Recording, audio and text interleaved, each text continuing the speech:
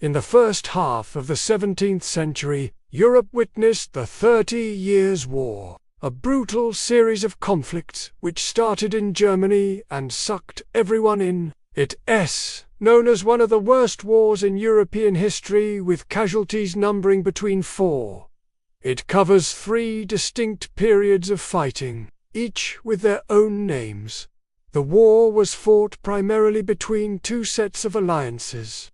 In 1617, he introduced a decree which stated that Protestantism in his territory would be outlawed. He also declared that if a Protestant died without any Catholic heirs, their titles would pass to the Catholics. After defeating the HRE at the Battle of Breitenfeld, they began to push further south. Instead, each side was fighting for their own goals. So the French decided to cut their losses. After signing a peace treaty with the HRE in 1635, they returned to France. But the reason why most people have never heard of it is because nobody wants to remember it. This war is known as one of the worst in European history, and I think this is because there was no real winner. Everybody suffered, but the reason why we don't hear about it is because everybody tried to forget. Thanks for watching. But then in 1643, Louis XIV ascended to the throne and revoked this treaty, returning to the battlefield. He was helped massively by the recent collapse of Spain due to a civil war. This meant that they were unable to support their allies, and so they too sued for peace. In 1645, with the Treaty of Westphalia, this finally ended the war. Yet it did not solve any of the issues which had caused it in the first place. For example, it didn't alter the nature of the Holy Roman Empire. In fact, it made it official. The treaties also did little to change the balance of power across Europe. Sure, Sweden was bigger and richer, but that came at the cost of much of Germany, which was still divided. The treaties are remembered for granting more religious freedom across the empire, but this too was limited. Only the countries of the Peace of Augsburg were allowed to convert to Calvinism, and the Catholics were annoyed. All in all, the treaties were a bit of a disappointment, and there was a feeling of Not only had the conflict not solved anything, it had killed millions. And so, naturally, people wanted to forget. The fact that the war was remembered as a catastrophe was made worse by the writings of the time. People like Philip Jacob von Strahlenberg wrote histories which emphasized the suffering and destruction caused by the war, often at the hands of a particular side. This meant that, as the generations passed, the memory of the war faded, being replaced by simplified versions which often demonized one particular side. Sweden sought to gain land. France sought to humiliate the HRE.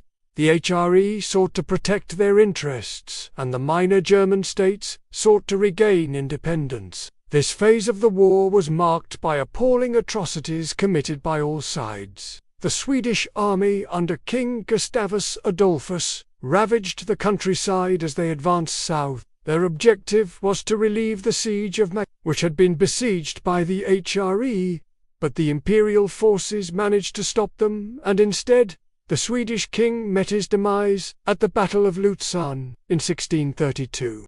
This was a victory. But the next year, the imperialists themselves were driven out of Germany by the Swedes' successor, General Bernhard von Weimar. Von Weimar proved to be a capable general, but he lacked charisma. After failing to capture a city, he ordered its inhabitants to be put to the sword, an action which earned him the nickname the Butcher. All of this meant that the war was becoming unpopular, and so a number of attempts to bring it to an end failed. However, it would end, but not before the most brutal chapter yet. Meanwhile, the HRE and Spain had been focusing on Germany, but seeing the success of the Swedish, they realized that they needed to move south. In 1627, the Spanish and the HRE took control of southern Germany. They pushed hard to stop the Swedes, and they also moved to force the French out of Alsace. The following year, they achieved both of these goals. By now, the war had sucked in almost every European power, and had been renamed to the Nordic 7 Years' War. this conflict became largely static. The Swedes had fortified strategic positions, which the HRE couldn't breach, and so the French decided to try and launch a separate offensive through Elsass. This didn't go down well, and the following year, the Protestant princes of Bohemia responded by throwing two imperial governors out of a window, an event known as the Defenestration of Prague. As they were thrown out of a rather large window, they survived, but they could have easily been killed, and so this was seen as a great insult. This is essentially the equivalent of throwing someone out of a window, and them falling on their arse.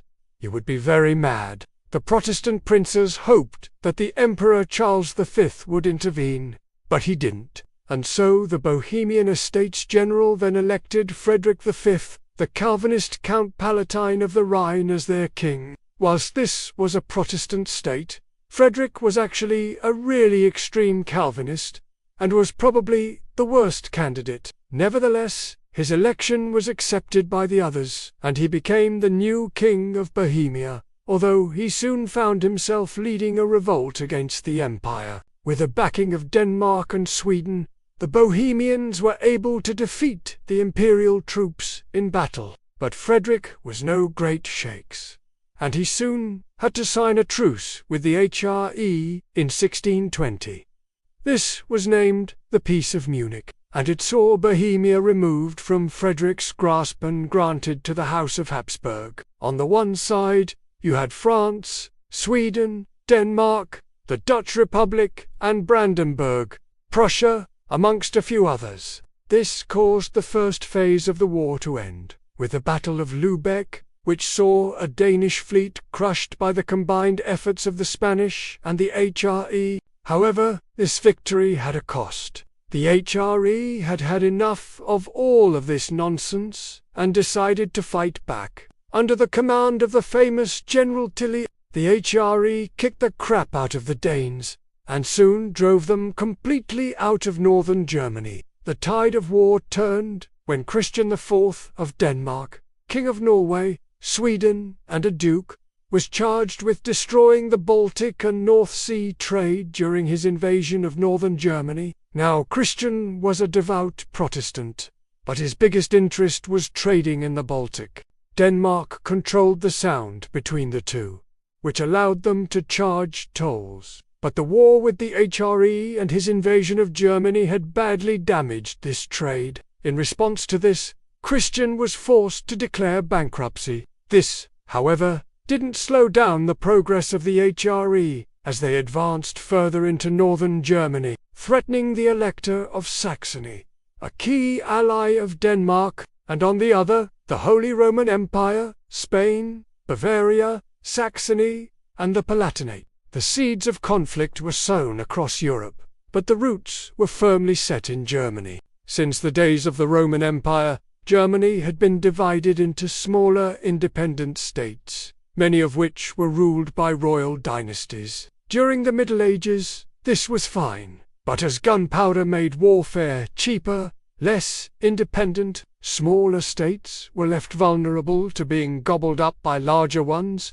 As such, in 1495, the Holy Roman Emperor created the Holy Roman Empire, a defensive alliance intended to ensure that the German states wouldn't be overrun. These members were bound by the Golden Bull of 1356, which laid out how the empire should be run and resolved disputes. Part of this was the election of the HRE, and so, for centuries, there was more than one guy who could claim to be the Holy Roman Emperor. A solution was found in 1555 with the Peace of Orleans, which stipulated that the heir could be inherited and given to a Habsburg dynasty. This peace treaty also stipulated that any ruler within the empire could become Protestant. And so for a while, things were okay, but the underlying issues remained. There was still a lot of fragmentation, and people were still looking for an excuse to kick someone's head off. Yet the reason why it is called this is because the war began in 1618 and ended in 1648.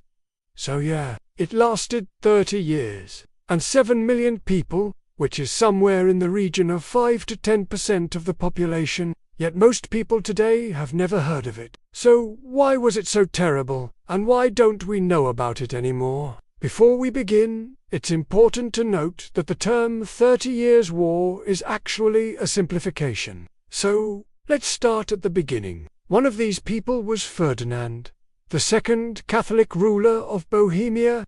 At this stage, the Danish and Swedish monarchs became interested and began to send troops into northern Germany to restore Frederick and stop the Habsburgs from expanding further. By 1626, Sweden had taken control of the north, with Queen Christina aligning herself with the Protestant cause. As mentioned earlier, the original reason for this war was the defenestration of Prague, but by now, nearly everyone had forgotten about that.